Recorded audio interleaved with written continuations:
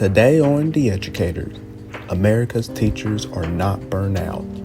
We often hear in education that teachers are burned out, but that isn't quite accurate. Find out why. Plus, former President Donald Trump must testify in court. The ruling of his business practice is almost certain to be appealed, but will he be forced into a tough decision on whether he has to answer questions or just stay silent? Our very own Andrew Fred will have the latest for us. Then, we can begin to say there probably won't be any teacher shortage for long because the state of Tennessee Teachers Residency Program aims to grow the next generation of educators and combat the shortage of teachers. And all month long, we have been celebrating Black History Month, and today we're closing out by honoring an incredible person who have paved the way for us. So let's get started. The Educators with Coach Darnell Jerome, Andrew Fred, and me, Damian Anderson. The Educators starts now. Welcome to The Educators and happy Wednesday, America. Can't you guys believe that this month is almost over? To me, February went by very quickly. And as you guys can see on today, that our Coach D is still not with us on today, but don't worry, he'll be back soon with us, you guys. Hopefully soon. So let's hop right into today's show, shall we, you guys? With our first topic. And we gave this is quite like a little update right here, if you want to say this. Because we actually talked about this on our first episode back this new year. So we're just gonna give you guys what's going on. You guys is dealing with Chicago schools, and not just only with Chicago schools, but all teachers all over the world. Which is America, teachers are not burned out. Okay, so I have an article here, and I'm gonna read the whole thing to you guys. I was gonna take snippets out of it, but I want to give you guys the whole article here. So please pay attention, then we will give our take once I finish. So this is from a person in Chicago by David, his first name. And he says, as a teacher, I felt fortunate. The first job I took in Chicago public schools in 2007 was at a school where the administrator truly valued student and staff input. I remember sitting with students as we interviewed potential new teachers, and the students saying things like, this teacher does not seem like they will be a good fit for our school family. The entire school staff worked incredibly hard to give our students every opportunity possible. The issue was that our school, like me, across the country, did not have the resources that they need. We watched our already thin school budget decline by more budgets cuts. We let go of some administrators, counselors, librarians, and of course, teachers.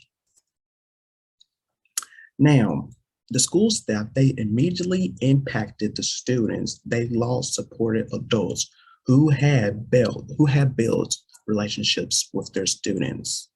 And it just goes on and on and on, you guys. And I just want to give out this point right here where he says, as a 15-year educator in Chicago public schools, let me explain what I am talking about. First, losing more students to various forms of gun violence. The years I have been teaching and being told educators are greedy for demanding more counselors, social workers, therapists, clients, and here's that word again, you guys, psychologists for our students. Every day as a 40-year-old, I struggle with these laws and imagine what it's like for the 14-year-olds that I teach. The second bullet point is watching 7-year-olds on a school night in February plead with school officials to not close their school. The third bullet point, watching parents and community members go on a 34-day hunger strike just to get a school open. Wow. Next point, having to tape down broken tiles on our floors so the students and staff don't breathe in those. Another one, supporting students who want to speak up and out, only to be told we are not hearing our students who dare to challenge the status quo. And then finally, you have dealing with all of these inequalities while trying to teach through a pandemic. So the bottom line of this here is that I believe, and this is just my take on it, like I always say, um,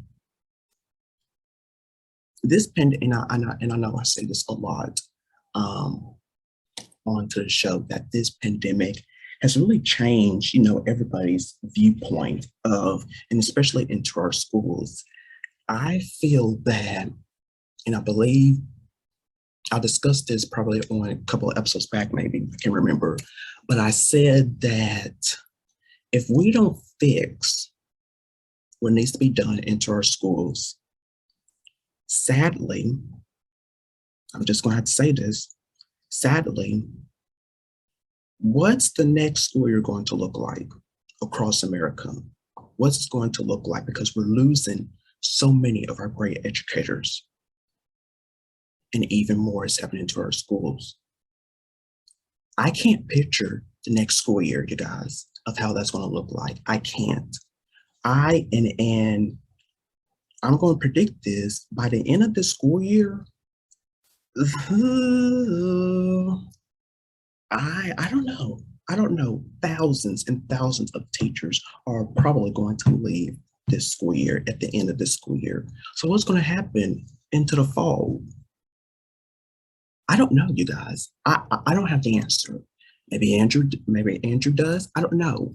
But I I don't know. I don't know. I don't know. And I haven't been subbing really lately. So Andrew, he has some input onto this, but I cannot picture as of now what the next school year is going to look like. I can't. Can you, Andrew? Can you picture what the next school year is going to look like in your eyes? Our teachers are going to come back into the fall later on, or what's your thoughts? What's your thoughts? What's your take on all of this?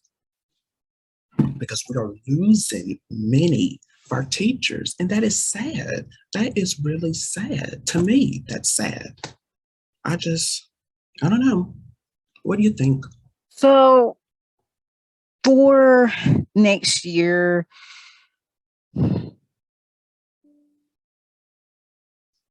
I don't know. It's a toss up. Kind of like what you said. You got some teachers that are leaving, and you have some that are staying. So it's really a toss up. I mean, again, we can't predict the future, but um, I feel like some of them will stay for another year. Some um will leave. Yeah. I mean, there are teachers out there that has a second job. Yeah. You have teachers out here that are have their own business on the side. So, I mean, it it depends on what's going to happen. Which what we're about to talk about later on in the show is how mask is about to be optional, which I'm gonna get into that later on this episode. But I think now that masks are being less restriction, I feel like it's about to come. I don't know, like about to become normal or something. But we're gonna get into that later on. Yeah. Yeah, absolutely, absolutely. And it is what it is, you guys. I mean, seriously, it is what it is. We would just see what's gonna happen um into the next school year. So we're gonna take a break, you guys, and we're gonna come back with more topics onto the show. So you guys stay right there watching The Educators.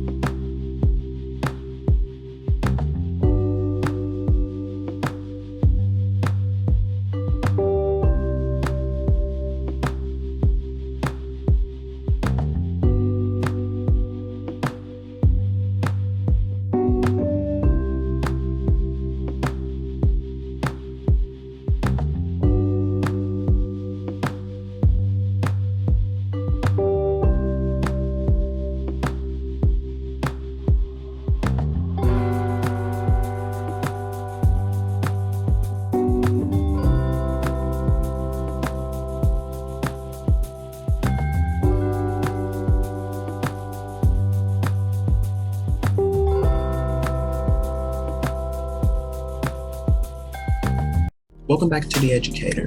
Now, before we dive into some more topics, you guys, we need to know what's going on.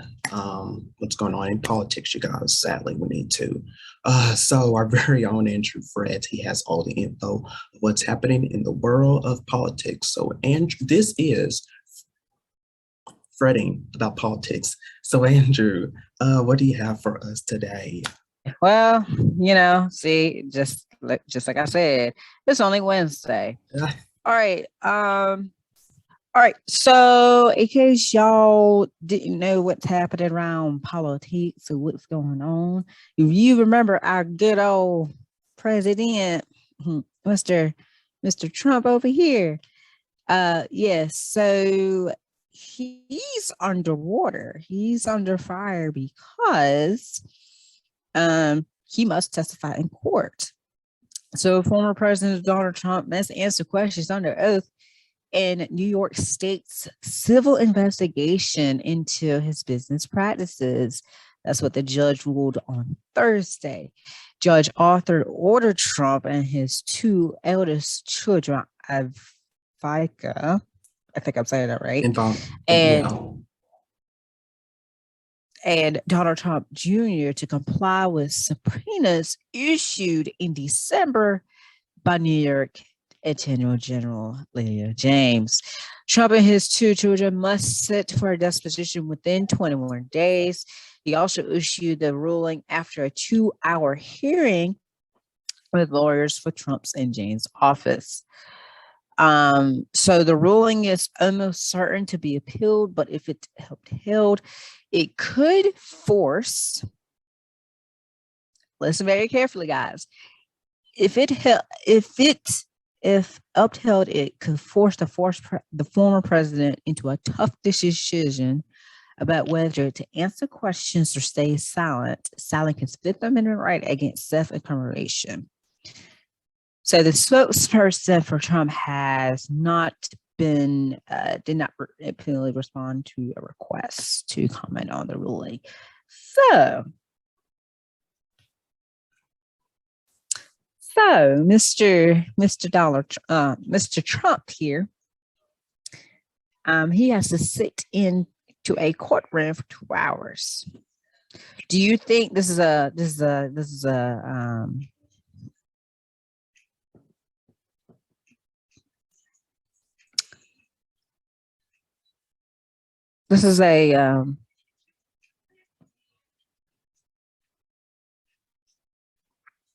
do you think this is a turning point? There we go. Is this a turning point for him? You asking me? Yes. You guys, yes, yeah, all right, yeah, because yes, absolutely.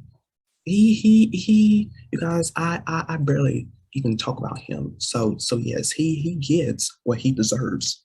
That's all I gotta say. Because as you should. I got nothing for this man. Nothing.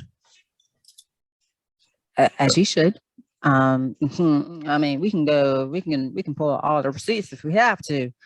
I mean, it's just ridiculous. Exactly. It is exactly. So now he's getting everything that he deserves Yeah. now. Mm-hmm. And like we said again, it's gonna bash you in the butt. It really is. And for an example, this person right here. So Let me ask you this, Andrew. Do you think he will be going to jail anytime soon? that is a good question. I know. If this is a big old if Congress can't, well, let me back up for a second. If the people in his party, which is the Republican Party, can actually use their knowledge and actually use their head that, hey, Mr. Trump has done bad things while he's doing presidency, and let me join the Democrat side for just a second, and brought all those evidence on the table, then yes, we will see him go to jail for a very long time. Now, if the Republicans want to be stupid and decides to agree with him and doesn't agree with the Democrats and basically let Donald Trump win, then that's not going to happen. He's not going to go to jail. He's going to go scot-free. Mm-hmm. I mean, there's two sides of the story. Yeah. I'm with you on that. Yeah. So it's. Oh, I had a feeling. I really did, you guys. Before he even became president, I had a feeling that something wrong was going to happen to him, and I predicted it head on. I didn't tell anyone about this because you guys, I predict stuff. Okay, that's just me. I predict stuff, and usually I'm always right. So, like I said earlier, he's getting what I mean. Karma. No, I'm not going to say it. I was about to say I feel sorry for this man. I actually don't. I really don't. You guys can come at me. I don't care. I never like him. I never will. He is just a bad person. He really is. Bad decisions. While he was y'all president, because he was never my president, I didn't vote for him. So it is what it is. So sadly, but I hope that, because I don't know if his party and him, are they still thinking of him potentially running again for president in 2024? I would like to see. Okay. We'll yeah, see about that because yeah. there are rumors that out there that Michelle Obama might run. So we'll see about that. That would be interesting. Yeah. All right. So we are going to take a break, you guys. And we'll be right back with more of the show. So stay right there because you're watching The Educator.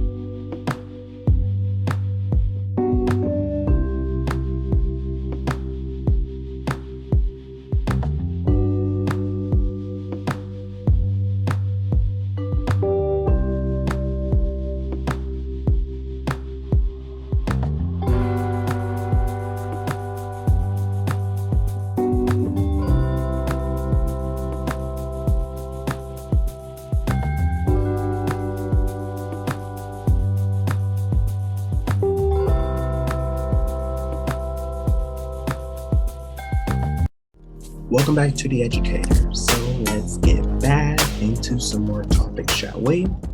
So Andrew, what do you have for us to talk about next? Let's get into it. What do you have for us? So, in case you haven't been listening to our podcast for the past, I don't know, 2 to 3 months now about just mask mandates. And, just last week we talked about mask mandates, how, New Jersey governor decides to drop mask mandate. Well, a few days after that episode came out, um,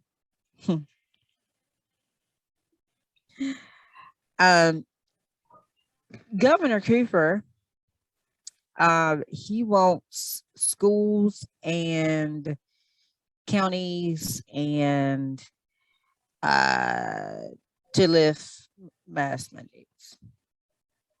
Okay. Um, he's saying, citing the state's improved vaccination rate and the COVID-19's decline virulence, he's calling on North Carolina cities, schools, school boards to end their mask mandates. And I quote, as a result of all of these factors, I encourage schools and local governments to end their mask mandates.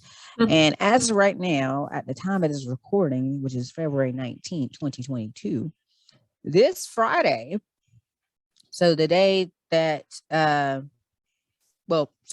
this Friday of next week, the city of Raleigh will have masks to be optional. Okay, will have masks optional. So Mr. Cody Kinsley said he encourages schools to move to voluntary masking starting March 7th, which is at the discretion of local authorities. As of right now, a majority of the state's 115 school districts are making masks optional instead of required. Governor Cooper said people in business should make their own decisions on whether they want to wear their masks in public settings. Masks will still be required in healthcare settings, long-term care facilities, public transportation to comply with federal regulations. Out of that 115, out of those 115, only 55 school districts require face masks required, and 60 they say it's optional. Like I told you last week, how Johnson County decides to drop their mask requirements. Well, is also being discussed by Chatham County, and of course, Wake County is on standby as well into March 1st. So, and myself actually got an email from them saying masks will be optional, but the date for that is yet to be determined. So, I guess the big question is, well, I'm going to ask myself this question: Am I going to continue to wear masks? Yes, because see, the thing is, I don't want my students to see, all of this. Yeah. Okay, I don't need my students to look at me. Okay, but I think it's in the right direction. The cases are low. The vaccination rate is going up. So I do, and it's not like, oh, you have to wear a mask. It's optional. So it's just for the ones that are healthcare, public transportation. Those are the ones that are like, you must have to wear a mask. But again, it's not like, damn it, wear a mask, or I can't serve you.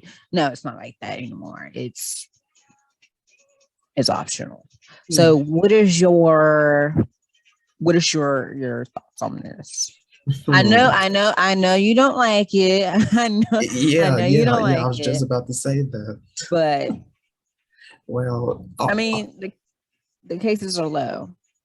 and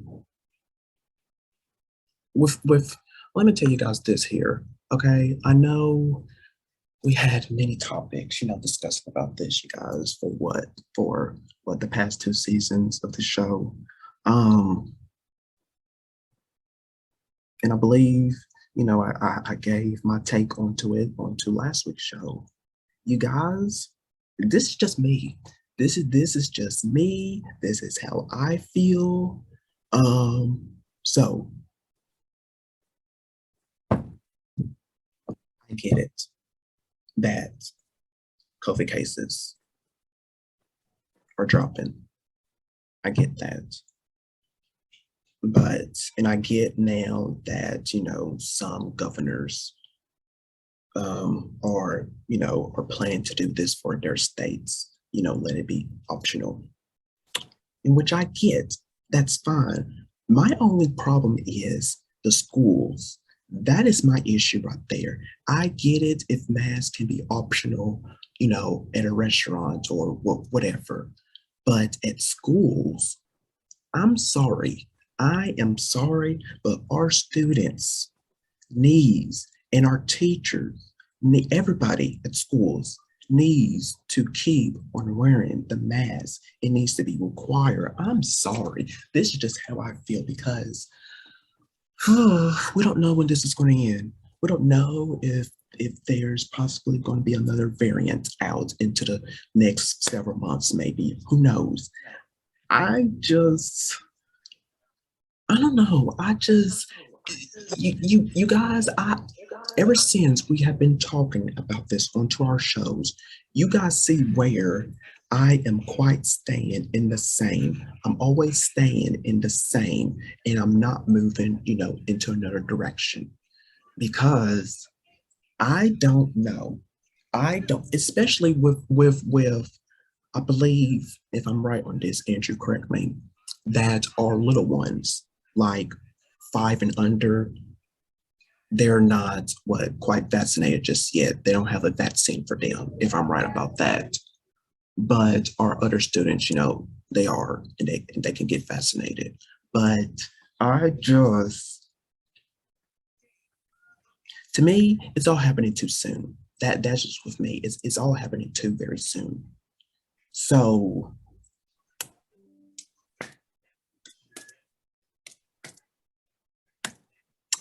that that's that's all.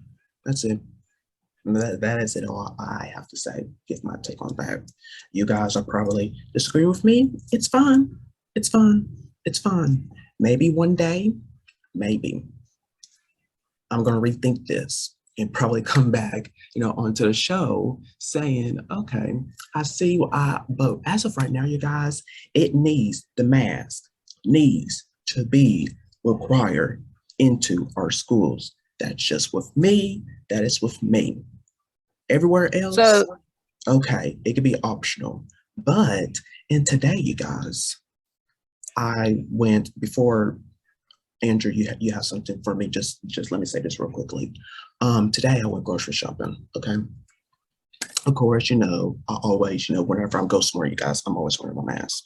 Okay, I see lots and lots and lots and lots and lots and lots and lots of people. They don't have on their mask, especially little children and older people. And I'm just like, because I know, because I can tell, I can look at someone. I don't know, you guys. This is probably like my gift. I don't know, from God. I don't know, but I can tell that most of these people, they're not vaccinated. How do I know that? I don't know. Don't ask me. I could just tell. That's a gift that God gave me, but I don't know. But it just bugs me that at the start of this pandemic, you had lots of people, they want to wear the mask. Then, it was required. They did a mask mandate. We all had to wear it. Then now it could be optional because now we got the vaccine, we got this and that. People can get booster shots. Okay. But with me, if you guys, I have not got my vaccine and not had my booster shot, but if I did, I am still going to wear a mask to also protect myself and others around me, especially children's and the elderly people.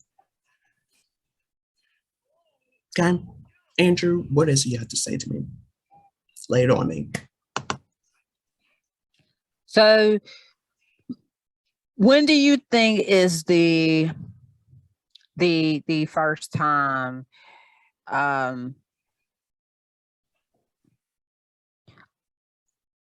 will you think masks will be optional for schools?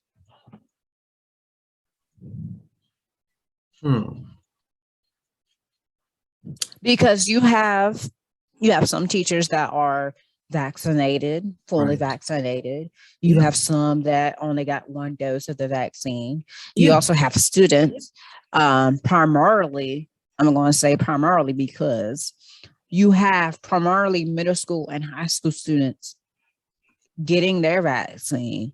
So my question to you is, when would it be the best time to have masks to be optional in schools? For me, until all students, elementary, middle, and high school students, everybody had at least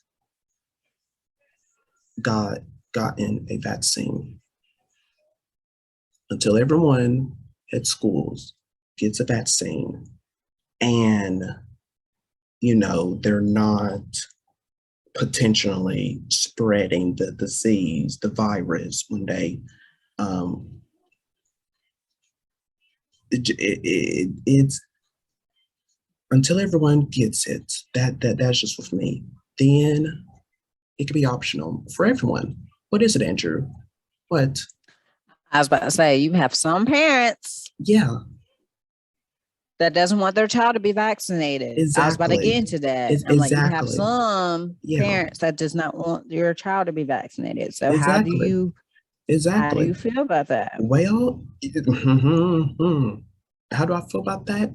That's with them. That is with them, the parents. If that's their decision for themselves and for their child, okay. Okay, we are not going to pressure you into getting the vaccine. And that is what I like most about it, that it's optional. It is not required for us to get it.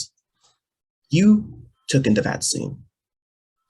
I haven't, and I'm not planning on to because I still, you guys, and I think we'll talk about this early on into this season, and then probably back in season 5 because I wasn't on for season 6.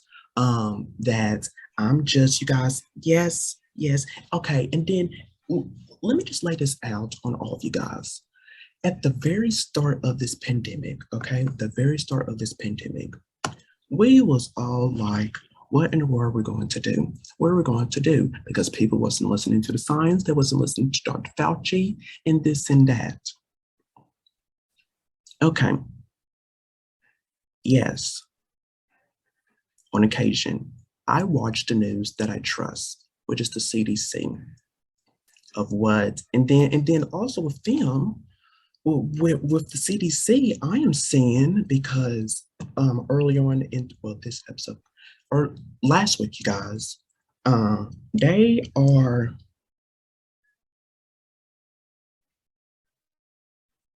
and I can't believe they are doing this.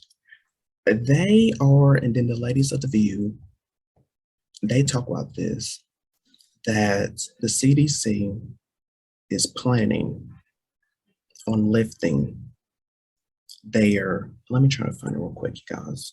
Andrew, if you want to say something while I try to find this, you could go ahead so I could say it correctly. Okay. So while he's doing that, um, so as of uh, so at the time of recording, this is February 19th. So 2 days ago, there are at least 5,583 new COVID cases that was reported 2 days ago.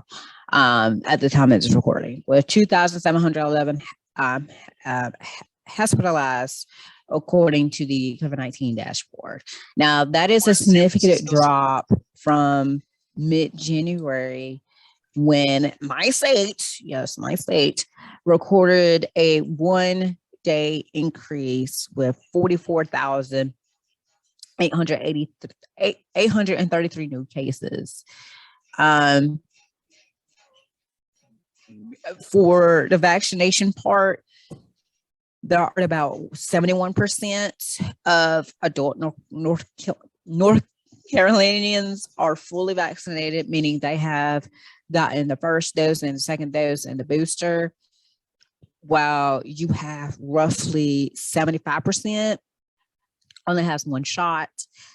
And out of the state's population, only 61% are fully vaccinated, even myself, and about the other 65% have received at least one dose. So the cases are going down, the hospitalizations is going down, the vaccination kind of iffy. It's going up, but not as. At least there are some people are getting their first dose of the COVID-19 vaccine. All right, you guys. So the CDC, they are expected to relax on mask mandates.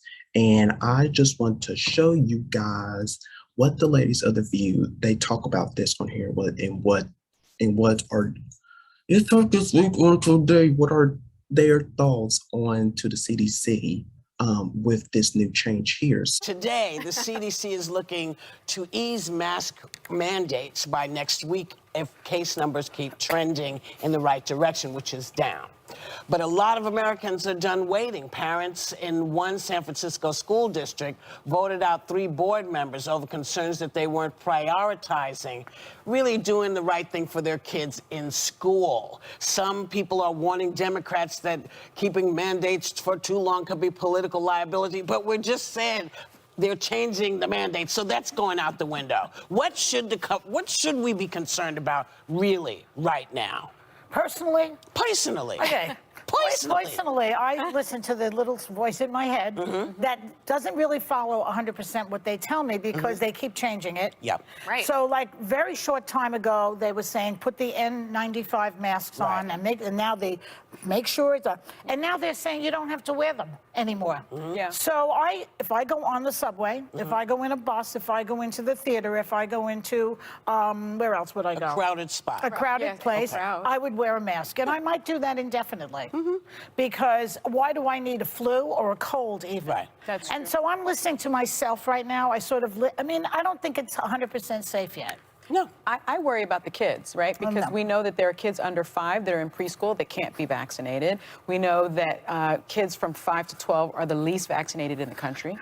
And I still worry about them. I mean, there are effects from the Omicron variant that we don't even know about. And I am with Joy Behar on that, you guys. I am. At this point, I'm just quite listening to myself of what I think is safe because they are constantly changing. And to me, I don't feel safe. They should not do this. Governors, it's too soon. For me, it is too soon to do this with the mask mandates. It is so too soon for this. And I don't get why, and I get it, you guys, but what if you don't know, you guys, you don't possibly know that the cases, it could go back up, okay? We could possibly have another a variant out there that we don't know about as of now. To me, I don't feel safe. I don't feel safe around others. That is why I'm going to keep on wearing my mask in all places. So, Andrew, your thoughts, your take on this? With me, Um, I don't know. I don't know. Okay. I don't know. Part of me wants to do that mask optional because I'm fully vaccinated. And kind of like what Damien said, you know, you have those people that are not vaccinated. So I'm kind of 50-50 on that. I'm kind of 50-50. If again, it's not a requirement No. for people to get the vaccine. It's not a requirement. It's not. We're just telling you, and we're just telling you the information, and then whatever you do with that information is totally fine with you. Yeah. Unlike Fox News. But anyway,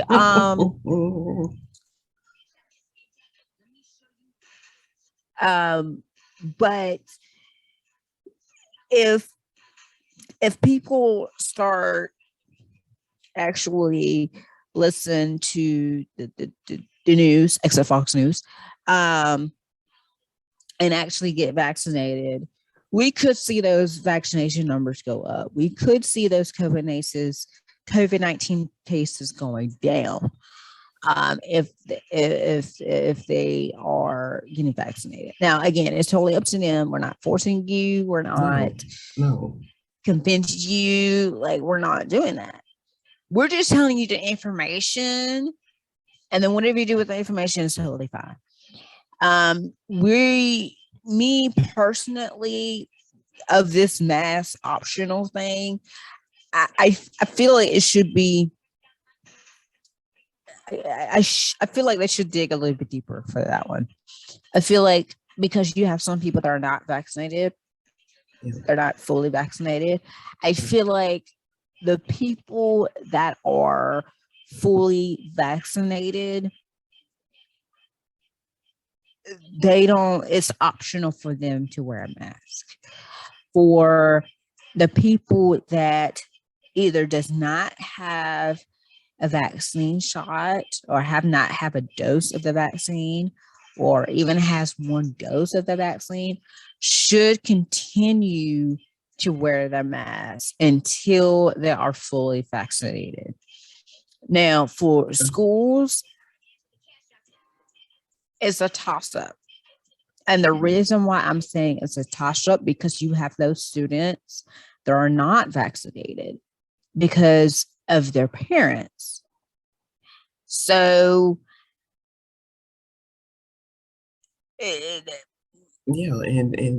you have some students that are fully vaccinated. So it's divided, you guys. It's divided. That's how ever since this pandemic started, we've all been divided because we have news outlets out there that are telling us, and then we are trying to choose, okay, which one do we need to listen to? Which one is correct? Because you have a lot of news sources out there that are telling us what to do, except for Fox News, because they are pointing out false information. And if you guys are going to continue on watching Fox News, go ahead, by me, go ahead and risk your own life and others around you. But we just need to find a news source that best fits for us, that we can truly trust. And then whatever information that they give us, we could do whatever we need to with it. Okay. Mm-hmm. Okay. Right. Because at this point right now, I think with everybody, it's quite whatever. To be honest, that's just with me. It's just quite whatever, because we have been, there has been false information about, the vaccine and all of this at the very beginning of this pandemic. And you have people divided. You have people who are agreeing on this end and people on the other end disagreeing. Then you have in the middle, they don't know. So you guys just do what's best for you, okay? Because we are not trying to force you guys into doing something that doesn't fit for you, okay? Just do what's best for you and your family and hopefully others around you, okay?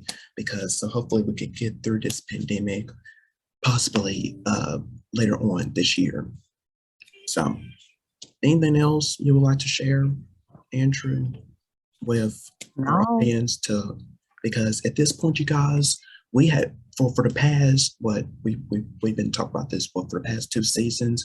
We've been trying, you guys, to give you guys all the latest news, try to update you guys. And at this point, you guys just do, like I said again, just do what's right for you, okay? Just do what's right for you. We tried to do our best at the very beginning, try to, you guys, make sure you wear your mask, you social distance, you wash your hands, use hand sanitizer, you do this and that. And it is what it is at this point. So, all right, we've been on this for too long, you guys, so we gotta take a break, okay? So we gotta take a break, and when we come back, we got more topics coming up for you guys, so stay right there. You're watching it. You are watching The Educators. If I could speak on today, you guys, you're watching The Educators. We'll be back, we'll be back.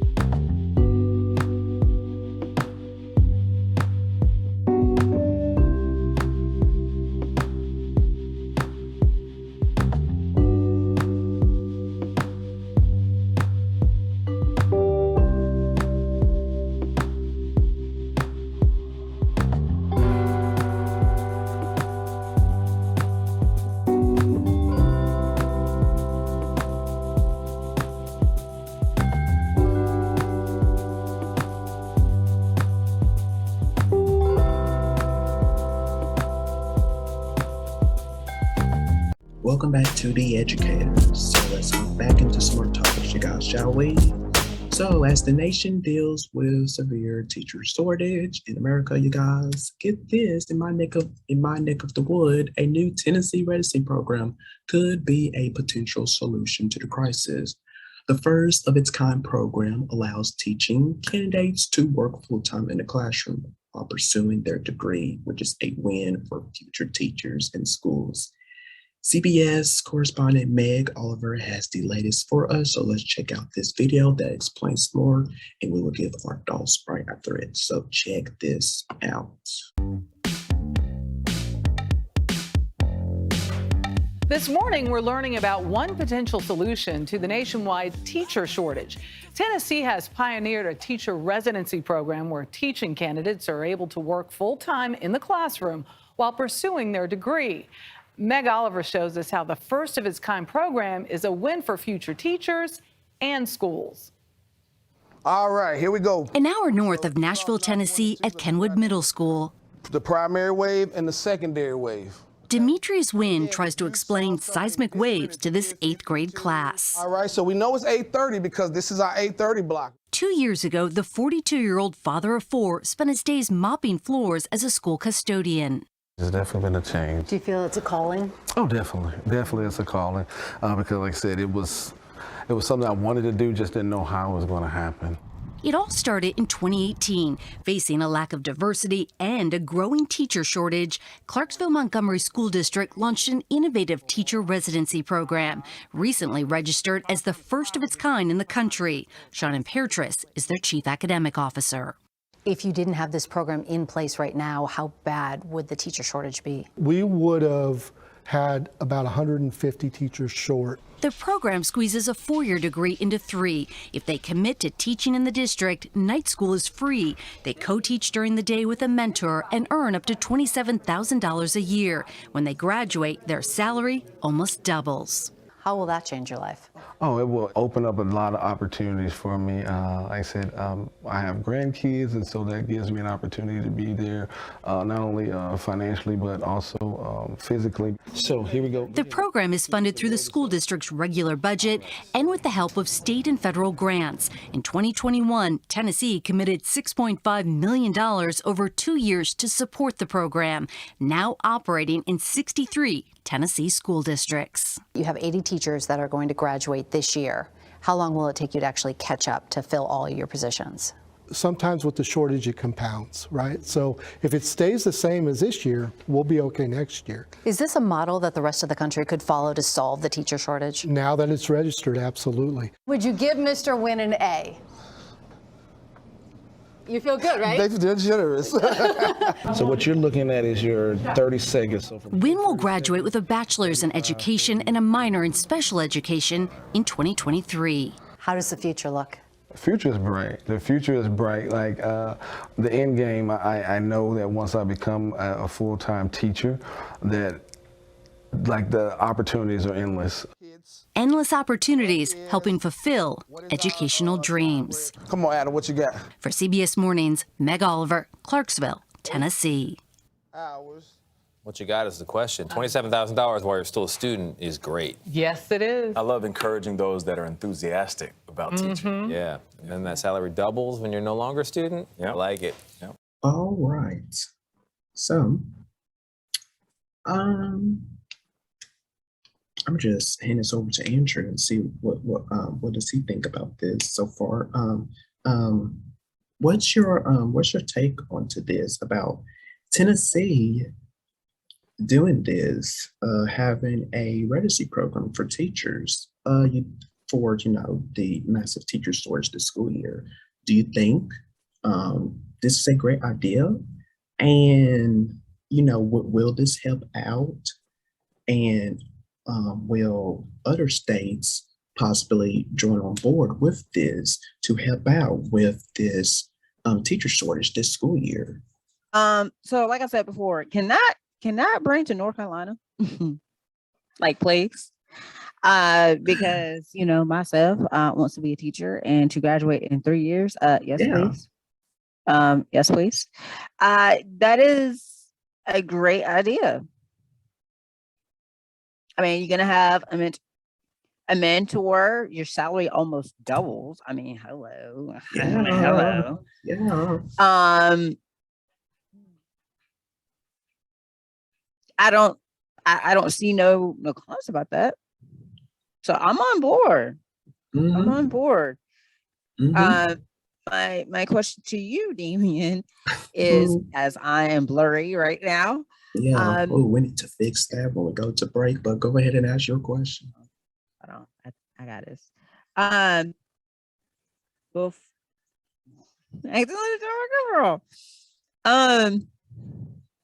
There we go. My question to you is, do you want to participate in this? Absolutely. Absolutely. I would love to. I mean, seriously, I would love to, because you could get your degree in under 3 years, and while you're still trying to potentially be a full-time teacher, night school will be free for you, so you don't have to worry about paying. And I like this. I really do. I like this. And it says the program squeeze a 4-year degree into 3, and if teaching candidates commit to working in a district, night school is free, and they co-teach during the day with a mentor, and they can earn up to $27,000 a year. And when they graduate, their salary almost doubles. So absolutely, I would love to be a part of this program here. Absolutely. And I think this will help out a lot, since now, there's a massive teacher shortage this school year. So and possibly, hopefully, other states, they can jump on board into this. And I like this. I absolutely like this. Really do. we are going to break, you guys. And we're going to come back to wrap up our show for today. So stay right there because you're watching The Educators. Love watching The Educators? You could be a part of our conversation too. The Educators is active on social media. Like us on Facebook and be a part of our conversation by telling us what you think. Follow us on Instagram for behind the scenes content of our show. And follow us on Twitter to stay up to date with what's happening on our show and the world. You keep the conversation going, so get social with your friends now. Like, comment, and connect with us on The Educators. All right, welcome back, you all. We had a great show today. We really did. So before we go, you guys, all month long, we have been celebrating Black History Month by honoring some amazing people with their strength who have paved the way for all of us.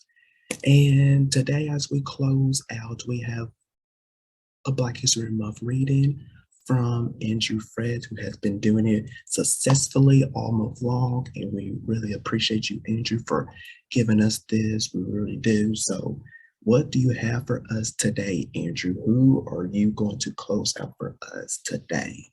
For our last person for the Black History Month, just last week, we stuck with, we did Damien's town, well, not really town, but we did Damien's home state. Now we're going to turn things over to my home state. And this time we are going to meet the founder and the oldest of the largest Black-owned life insurance company, which is John C. Merrick. So Mr. John C. Merrick, North Carolina Mutual is one of the most influential African American businesses in U.S. history. It was founded in 1898 in Durham, North Carolina, by businessman John C. Merrick. The company initially specialized in providing industrial insurance, which was basically rural insurance for Black people. Merrick was born in 1859. His mother was a slave and his father was a white man. During his youth, he learned visual skills, including black laying and barbering. This allowed him to open his very own barbershop in 1882. Later, he opened 5 stores. He and his partners bought the Royal Knights of King David, which was a fraternal and social group that was provided insurance to its Black members. Merrick was dedicated to learning as much as he possibly could about the insurance industry. His idea was inspired by the short life and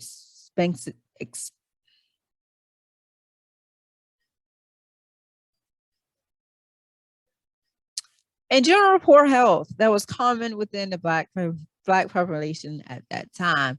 In those days, African Americans were just 3 decades from slavery, so covering the cost of suitable federal was often impossible for them to do with the small wages they earned. So Maverick's strategy was to hire salesmen to collect small payment each week, which was about 10 cents, to cover the insurance person for the following week. If the insurance person died, the company will pay benefits about $100.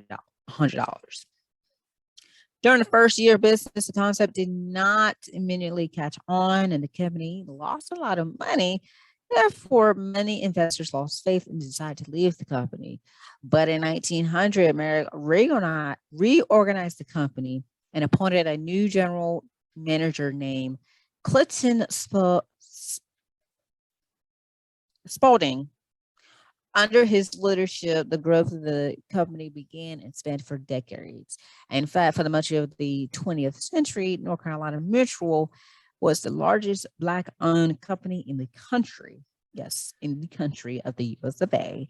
Today, it is still recognized as the largest and oldest African-American life insurance company in the United States. Of course, today is the last day of the Black History Month. But don't fret, because starting next month, we're going to turn things over now to Women's History Month, beginning in March.